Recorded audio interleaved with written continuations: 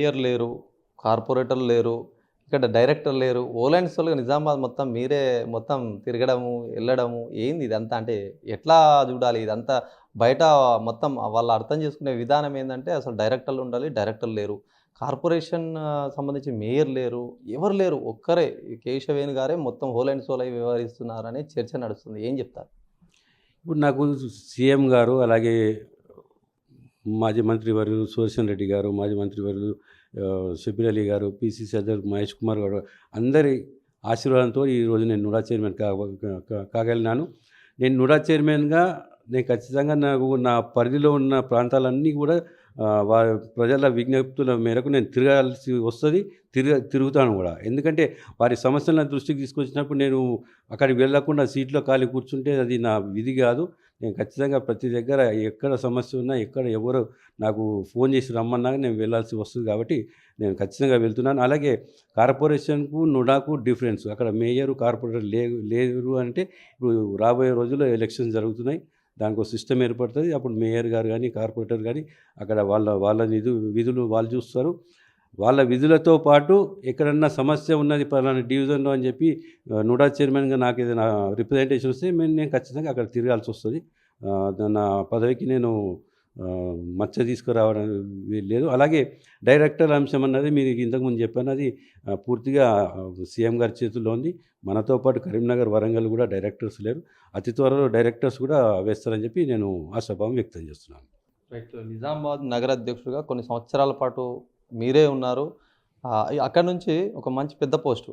అంటే ఎట్లా అక్కడి నుంచి ఇక్కడ రావడానికి ఏంది? ఏం చూసి మిమ్మల్ని ఈ పదవి కట్టబెట్టారంటారు? ఇప్పుడు అధికారంలో ఉన్నప్పుడు కానీ, 10 ఏళ్ల పాటు కష్టకాలంలో ఉన్నప్పుడు కానీ, దరిదాపు నేను 15 సంవత్సరాల పాటు నిజామాబాద్ నగర కాంగ్రెస్ పార్టీ అధ్యక్షుడిగా నేను బాధ్యతలు చేపట్టడం జరిగింది.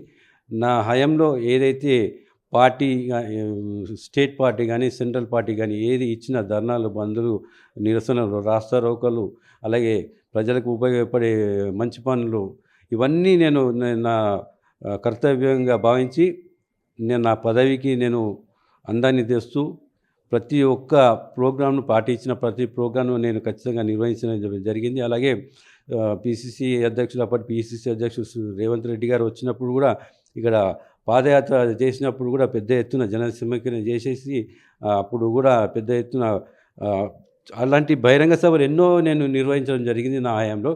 కాబట్టి నా గుర్తింపు, నా వ్యక్తిత్వము, అలాగే నేను చేసిన పార్టీకి చేసిన కృషికి వారు పెద్దలందరూ మెచ్చుకొని నాకు ఈ పదవి ఇవ్వడం జరిగింది. దీనికి సర్వత్రా నేను ముఖ్యమంత్రి గారికి, సుదర్శన్ రెడ్డి గారికి, షబ్బీర్ అలీ గారికి, పీసీసీ అధ్యక్షుడు మహేష్ అన్న గారికి అందరికీ కూడా నేను నాకు సహకరించిన నా కార్యకర్తలకు, పార్టీ క్యాడర్కు ప్రతి ఒక్కరికి కూడా నేను ఎప్పటికీ రుణపడి ఉంటానని తెలియజేస్తున్నాను. ముఖ్యంగా కార్పొరేషన్ ఎన్నికలకు సంబంధించి కసరత్తులు నడుస్తున్నాయి. ఎవరికి టికెట్ వస్తుందా అనే ఆశావాలు సైతం బాగా పెరిగిపోయినటువంటి నేపథ్యం.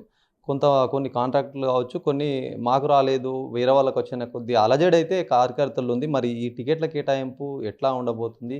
మరి ఇంకా వాళ్ళ లోపల ఇట్లాంటి భావాలు ఏమన్నా వస్తాయా? ఖచ్చితంగా రావని నేను అనుకుంటున్నాను. ఎందుకంటే ఇది కాంగ్రెస్ పార్టీ పెద్ద నాయకులు చెప్పినట్టు మేమందరం ఖచ్చితంగా వినాల్సి ఉంటుంది. ఇప్పుడు రిజర్వేషన్స్ అనేది ఇంకా ఏర్పడలేదు. రిజర్వేషన్స్ అతి త్వరలో వారం 10 రోజుల్లో ఏర్పడతాయి.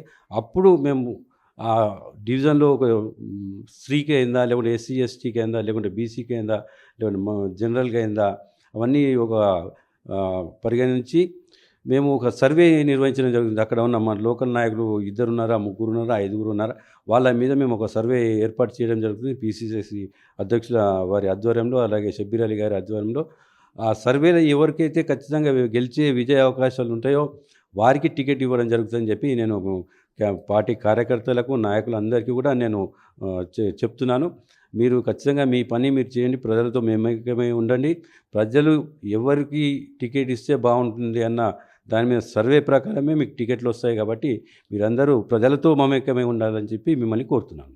లోతట్టు ప్రాంతాలు అంటే వర్షాకాలం రాగానే నిజామాబాద్ మొత్తం కొన్ని లోతట్టు ప్రాంతాల్లో నీళ్ళు వచ్చేసి కాలనీ వాసులు ఇబ్బంది పడుతున్నటువంటి సిచ్యువేషన్ గతంలో చాలా. ఈ అండర్ గ్రౌండ్ డ్రైనేజ్ కావచ్చు, ఈ తాగునీరు కావచ్చు, వీధి దీపాలు సైతం ఇప్పటికీ వెలుగునటువంటి కొన్ని ఏరియాల్లో సెంట్రల్ లైటింగ్ సైతం నామదేవాడ కావచ్చు, చాలా చోట్ల రాత్రి కాగానే అట్లనే వెళ్ళిపోతున్నారు, చాలా అవస్థలు పడుతున్నారు. ఇవన్నీ అసలు ఎట్లా ఎప్పటి వరకు అయ్యే అవకాశాలు ఉంటాయి? దీని మీద ఏమైనా దృష్టి పెట్టారా? ఇప్పుడు ముఖ్యంగా మీరు అన్నట్టు ఇది చాలా చక్కటి ప్రశ్న. నిజామాబాద్ నగరంలో వర్షాకాలం వచ్చిందంటే లోతట్టు ప్రాంతాలు ముఖ్యంగా బోధన్ రోడ్ నుంచి అర్సపల్లి, మాలపల్లి అటు Gautam Nagar, Chandrashekar colony, new collectorate కూడా మునిగిపోయే ప్రమాదం ఉన్నది.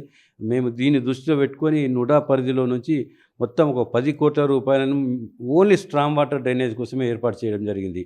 ఇప్పుడు ఈ వర్క్స్ అన్నీ ఇప్పుడు కొద్దిగా ఇసుక కొరత కారణంగా కాంట్రాక్టర్లు చేయడం లేదు.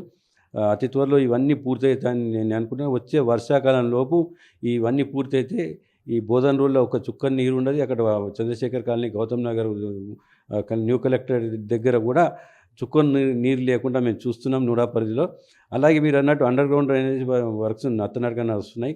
అది మేము కూడా గమనించి ఏదైతే కంపెనీ మెగా వాళ్ళు ఉన్నారో వాళ్ళకు కూడా మనము హెచ్చరించడం జరిగింది.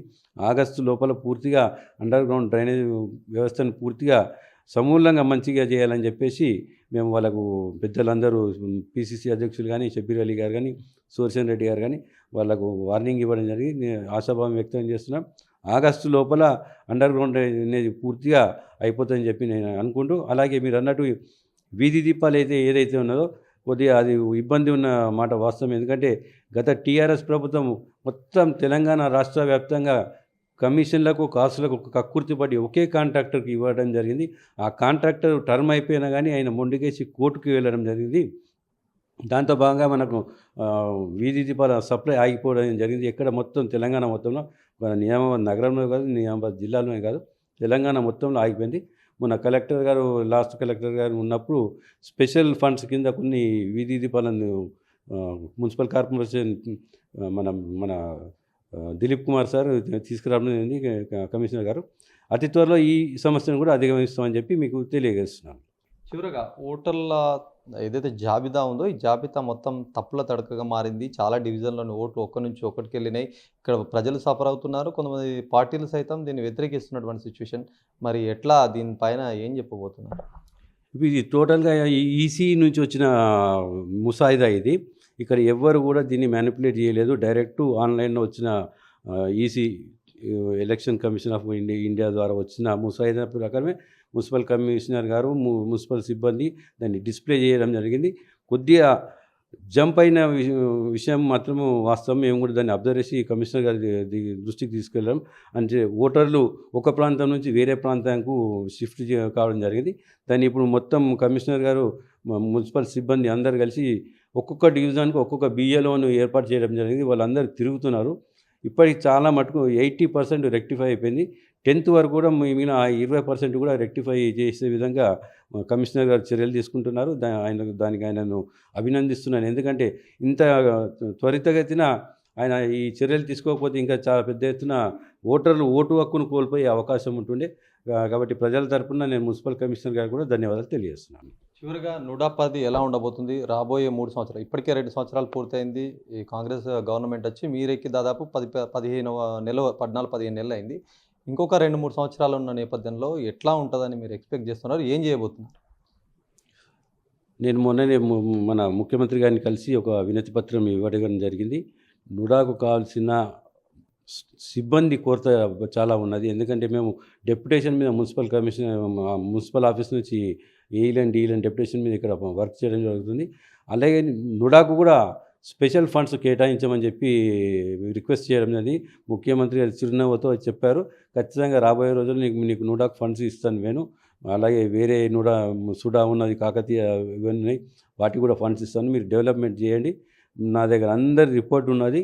మీకు ఖచ్చితంగా ఎవరెవరు మంచిగా చేస్తున్నారో వాళ్ళందరికీ నిధులు నేను ఇవ్వడం జరుగుతుంది. కాబట్టి మీరు జిల్లాలను అభివృద్ధి చేయమని చెప్పి ఆయన మాకు కోరడం జరిగింది. మేము ఖచ్చితంగా ఆయన అనుకున్న విధంగా ప్రజలకు హెల్ప్ చేసే విధంగా, ప్రజలకు అన్ని సౌకర్యాలు కల్పించే విధంగా మేము నుడాను చేస్తానని చెప్పి నేను మాటిస్తున్నాను.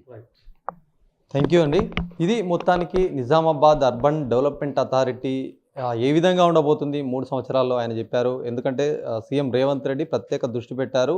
నిజామాబాద్ అభివృద్ధిని ఆయన ఖచ్చితంగా 3 సంవత్సరాల్లో మరింత అభివృద్ధి చేసి చూపిస్తామంటున్నారు. చాలా ఏదైతే సింగిల్ మ్యాన్‌గా వ్యవహరిస్తున్న తీరుపైన కూడా ఆయన మాట్లాడారు. ఏదైతే డైరెక్టర్లు కావచ్చు, ఇదంతా అతి త్వరలో నియమింపబడతారని చెప్పి చెప్తున్నారు. నిజామాబాద్ డ్రైనేజ్ కావచ్చు, చాలా సమస్యల మీద ఇప్పటికే చేశాము. ఏదైతే నిధులు మంజూరైనటువంటి అవి అండర్ గ్రౌండ్ కావచ్చు, చాలా వరకు డెవలప్‌మెంట్ పరంగా ఖర్చు పెడుతున్నామని చెప్పి చెప్తున్నారు. మరో 3 సంవత్సరాలు మంచి నిజామాబాద్, అందరూ మెచ్చుకునే నిజామాబాద్ ఆ విధంగా ఉండే విధంగా తీర్చిదిద్దుతామని చెప్తున్నటువంటి సిచ్యువేషన్. కెమెరా పర్సన్ సందీప్‌తో శ్రీనివాస్, అభినవ్ భారత్, నిజామాబాద్ నుంచి.